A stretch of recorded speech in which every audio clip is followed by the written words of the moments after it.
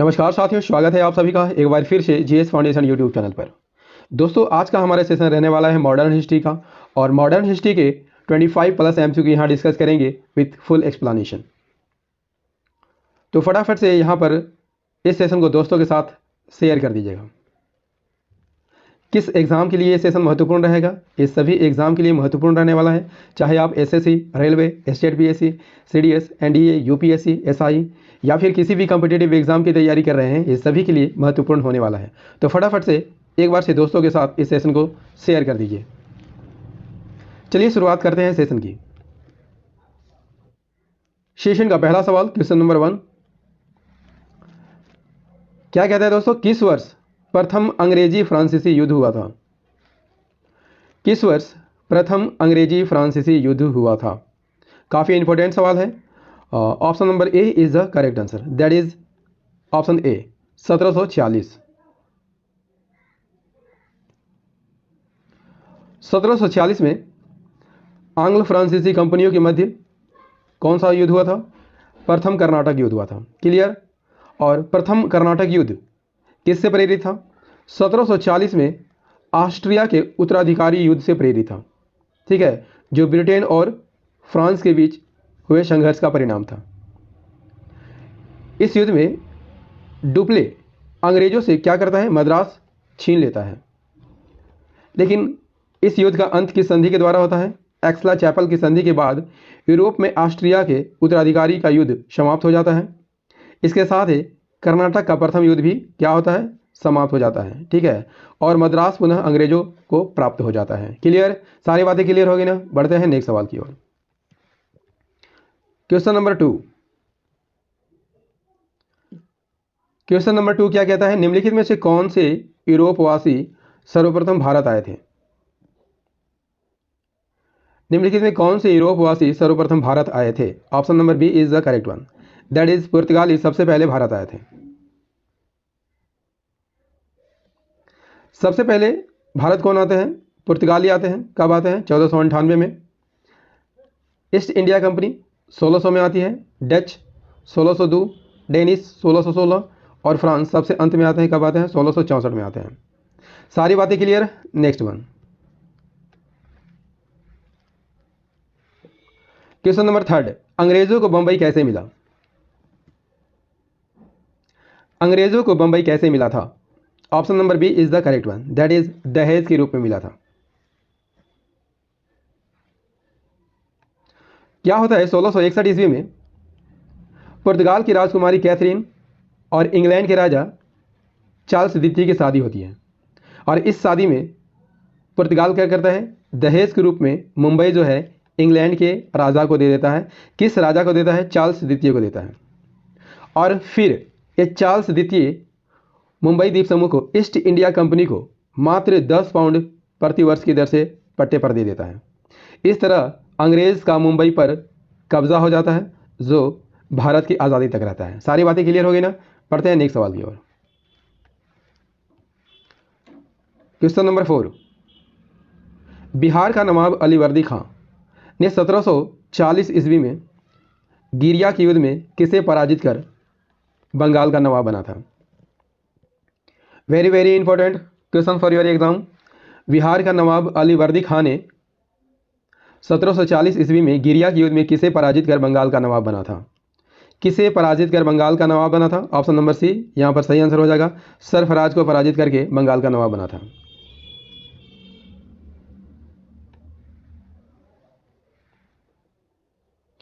सत्रह सौ चालीस में बंगाल के नवाब अलीवर्दी खां और उसके प्रतिद्वंदी सरफराज के बीच युद्ध होता है।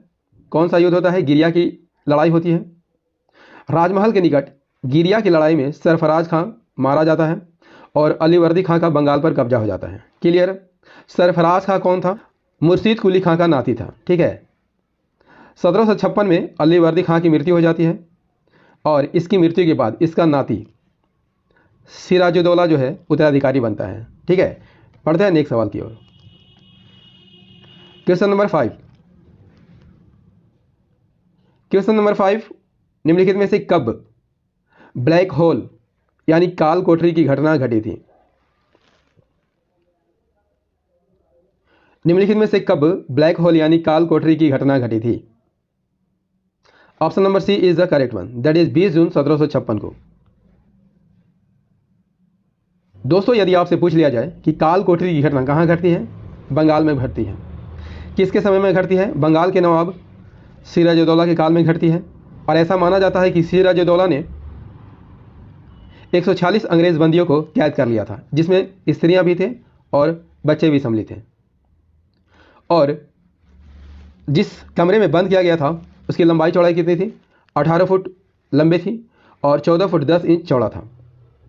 20 जून 1756 की रात को बंद करता है और जब 23 जून को दरवाज़ा खोला जाता है तो उसमें मात्र 23 लोग ही जीवित पाए जाते हैं। जीवित रहने वालों में एक हॉलवेल भी था और ऐसा माना जाता है कि इस घटना का रचयिता जो है हॉलवेल ही था, ठीक है, जो इस घटना को बढ़ा चढ़ाकर वर्णन करता है। ठीक है, देखते हैं अगला सवाल। क्वेश्चन नंबर 6 कहता है कि पलासी के बाद बंगाल स्थापना की दिशा में अंग्रेजों द्वारा जीता गया दूसरा महत्वपूर्ण युद्ध कौन था? वेदरा का युद्ध, वांडीवास का युद्ध, बक्सर का युद्ध, इनमें से कोई नहीं। वेदरा का युद्ध कब होता है दोस्तों? 1759 में होता है। वांडीवास का युद्ध कब होता है? 1760 में होता है। और बक्सर का युद्ध कब होता है? 1764 में होता है। तो यहाँ पर सही आंसर क्या हो जाएगा? Option number A is the correct one, that is Bedara का युद्ध। वेदरा की लड़ाई कब होती है? 25 नवंबर 1759 को होती है। किन के बीच? अंग्रेजों और डचों के बीच। इस लड़ाई में क्या होता है? डचों की हार हो जाती है। उसके बाद वे भारत छोड़ देते हैं और कहाँ चले जाते हैं? इंडोनेशिया चले जाते हैं। रॉबर्ट क्लाइव इस समय बंगाल का गवर्नर जनरल था। ठीक है, क्वेश्चन नंबर 7। क्वेश्चन नंबर 7 क्या कहता है दोस्तों? बंगाल में 1757 से 1780 के मध्य इंग्लैंड को भेजा गया धन लगभग कितना था? बंगाल में 1757 से 1780 के मध्य इंग्लैंड को भेजा गया धन लगभग कितना था? Option number A is the correct one, that is 280 million pound. Next question is question number 8। परवर्ती 19वीं शताब्दी में कौन सा प्रमुख उद्योग भारतीय पूंजीपतियों के हाथ में था? परवर्ती 19वीं शताब्दी में कौन सा प्रमुख उद्योग भारतीय पूंजीपतियों के हाथ में था?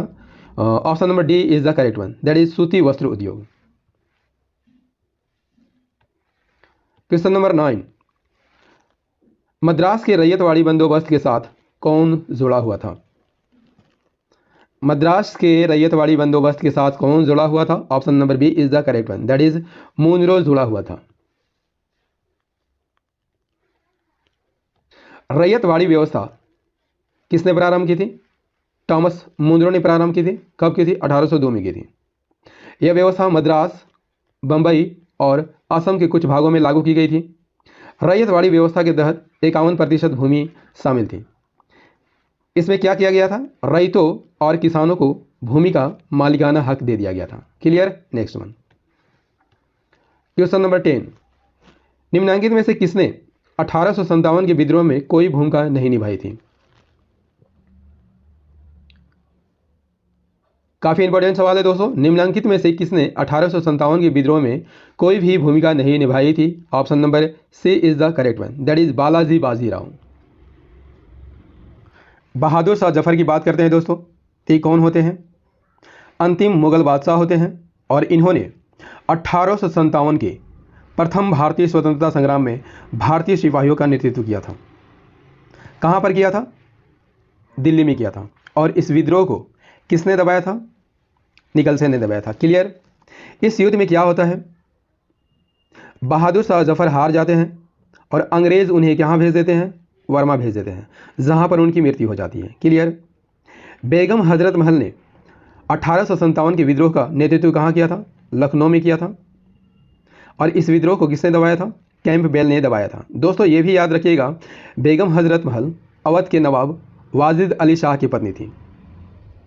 ये भी हार जाती है और अंततः कहाँ से शरण मिलती है? नेपाल में, जहाँ पर इनकी मृत्यु 1879 में हो जाती है।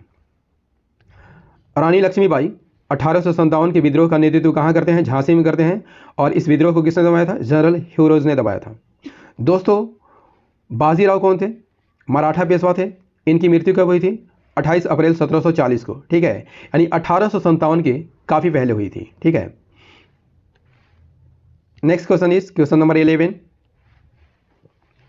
1857 ईस्वी में चर्बी की कारतूसों के विरुद्ध पहली बार गंभीर घटना कहां पर घटित थी?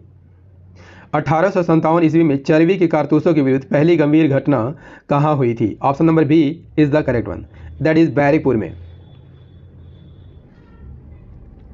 मंगल पांडे कौन थे दोस्तों? एक भारतीय स्वतंत्रता सेनानी थे और मंगल पांडे ने 1857 में भारत के प्रथम स्वतंत्रता संग्राम में महत्वपूर्ण भूमिका निभाई थी और वे ईस्ट इंडिया कंपनी की बैरकपुर छावनी में बंगाल इन्फेंट्री की 34वीं रेजिमेंट में सिपाही थे। इन्होंने क्या किया था? गाय की चर्बी वाले कारतूस मुंह से खोलने से मना कर दिया था और इसी विरोध स्वरूप 29 मार्च 1857 को कलकत्ता में 2 ब्रिटिश अधिकारियों ह्यूसन और बाउ को मार डाला था। क्लियर? मंगल पांडे को फांसी कब दी गई थी? बैरकपुर में ही फांसी दे दी गई थी 8 अप्रैल 1857 को। और याद रखिएगा दोस्तों 1857 के विद्रोह में जान देने वाले मंगल पांडे पहले भारतीय थे। सारी बातें क्लियर होगी ना? देखते हैं अगला सवाल। Question number 12। क्वेश्चन नंबर 12 क्या कहता है दोस्तों? 20वीं सदी के किसान आंदोलनों को राष्ट्रीय आंदोलन के साथ जोड़ने का श्रेय किसे दिया जाता है? किसे दिया जाता है? Option number A is the correct one, that is Mahatma Gandhi को दिया जाता है। वर्ष 1920 से 1940 के बीच दोस्तों कई किसान संगठन का उदय हुआ था, जैसे बिहार प्रांतीय किसान सभा का गठन 1929 में और वर्ष 1936 में अखिल भारतीय किसान सभा का गठन किया गया था। अखिल भारतीय किसान सभा का गठन किसकी अध्यक्षता में होता है? सहजानंद सरस्वती की अध्यक्षता में होता है, कांग्रेस के लखनऊ अधिवेशन 1936 में। क्लियर? दोस्तों यहाँ पर 20वीं सदी के अनेक किसान आंदोलन होते हैं, लेकिन मुख्य रूप से 2 किसान आंदोलन को देखेंगे। क्लियर? पहला है चंपारण सत्याग्रह। कब होता है? 1917 में होता है। ये कहाँ पर होता है? बिहार के चंपारण में होता है। क्यों होता है? क्योंकि वहाँ पर नील की खेती करने वाले बागान मालिकों द्वारा किसानों का उत्पीड़न किया जाता है और उन्हें अपनी ज़मीन के 3/20वें भाग पर नील उगाने के लिए और मालिकों द्वारा निर्धारित कीमतों पर बेचे जाने के लिए प्रेरित किया जाता है, मजबूर किया जाता है। और चंपारण आंदोलन किसके नेतृत्व में होता है? महात्मा गांधी के नेतृत्व में होता है। इसके बाद एक अधिनियम पारित किया जाता है, चंपारण कृषि अधिनियम 1918, और इस अधिनियम के द्वारा काश्तकारों को नील बागान मालिकों द्वारा लगाए गए विशेष नियमों से छूट दे दिया जाता है। दूसरा आंदोलन की बात कर लेते हैं, खेड़ा आंदोलन। ये भी महात्मा गांधी के नेतृत्व में चलाया गया था। कहाँ पर चलाया गया था? गुजरात के खेड़ा में चलाया गया था। वहाँ पर क्या हुआ था? फसलें नष्ट हो गई थी, लेकिन सरकार ने भू राजस्व माफ़ करने से इनकार कर दिया था। गांधी जी ने किसानों का समर्थन किया और उन्हें सलाह दी कि जब तक उनकी मांग पूरी नहीं हो जाती तब तक वे राजस्व का भुगतान नहीं करेंगे। यह सत्याग्रह कब तक चला? जून 1918 तक चला। अंततः क्या हुआ? सरकार ने किसानों की मांगों को मान लिया। क्वेश्चन नंबर 13 क्या कहता है दोस्तों? निम्नलिखित में से किसने चंपारण के किसानों का नेतृत्व करने के लिए गांधी जी को चंपारण आने का न्योता दिया था? निम्नलिखित में किसने चंपारण के किसानों का नेतृत्व करने के लिए गांधी जी को चंपारण आने का न्योता दिया था? दोस्तों ये सवाल जो है परीक्षा में बार बार पूछा जाता है, ठीक है, तो आंसर कीजिए फटाफट यहाँ पर। निम्नलिखित में किसने चंपारण के किसानों का नेतृत्व करने के लिए गांधी जी को चंपारण आने का न्योता दिया था? Option number C is the correct one, that is Rajkumar Shukla ने दिया था।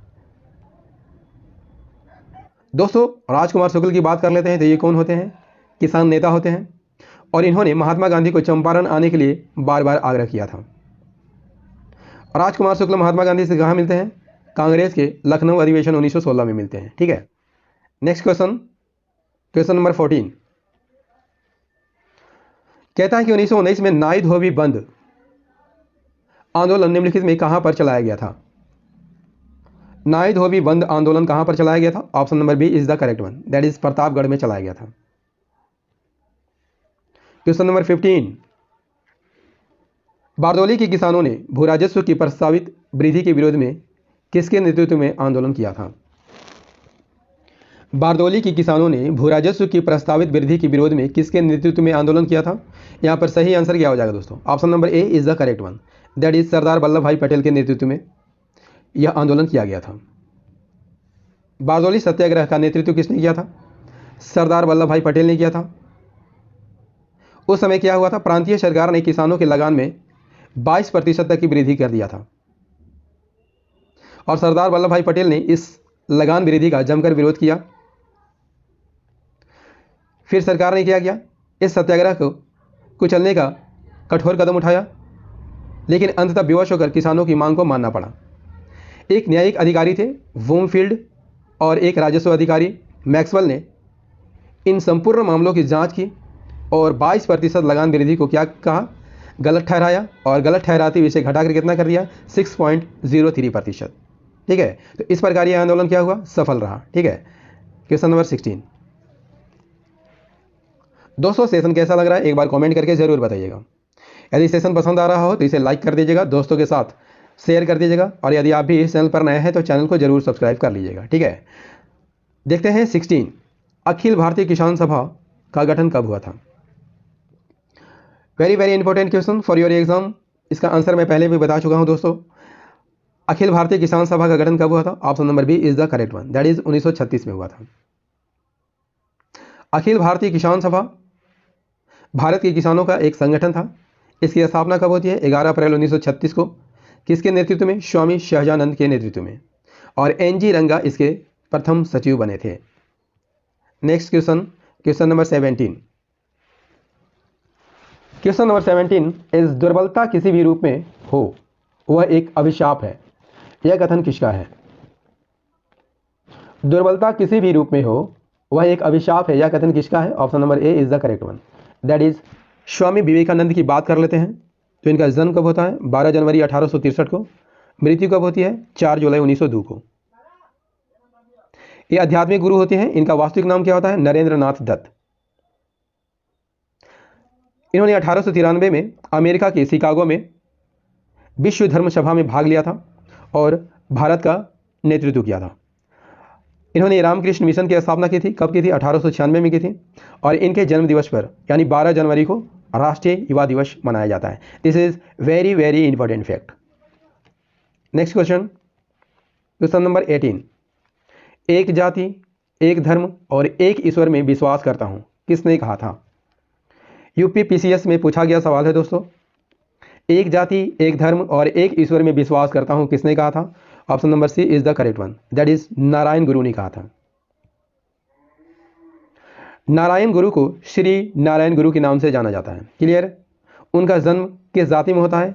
एझावा जाति में होता है, और उन्होंने केरल में सुधार आंदोलन का नेतृत्व किया था। उन्होंने जातिवाद को खारिज कर दिया था और आध्यात्मिक स्वतंत्रता और सामाजिक समानता के नए मूल्यों को इन्होंने बढ़ावा दिया था। क्वेश्चन नंबर 19 क्या कहता है दोस्तों? बंगाल में युवाओं के सामाजिक एवं सांस्कृतिक पुनरुत्थान का प्रयास किसके द्वारा किया गया था? बंगाल में युवाओं के सामाजिक एवं सांस्कृतिक पुनरुत्थान का प्रयास किसके द्वारा किया गया था? Option number C is the correct one, that is Henry Vivian Derozio के द्वारा किया गया था। दोस्तों डेरेजियो की बात कर लेते हैं। तो इन्होंने स्थापना की थी। इन्होंने इसके अलावा और भी संगठन बनाए थे, एंग्लो इंडियन हिंदू एसोसिएशन और बंग हित। इन्हें आधुनिक भारत का प्रथम राष्ट्रवादी कवि माना जाता है। 1831 में इनकी मृत्यु हो जाती है हैजे के कारण। मात्र 22 वर्ष की अवस्था में इनकी मृत्यु हो जाती है। क्लियर?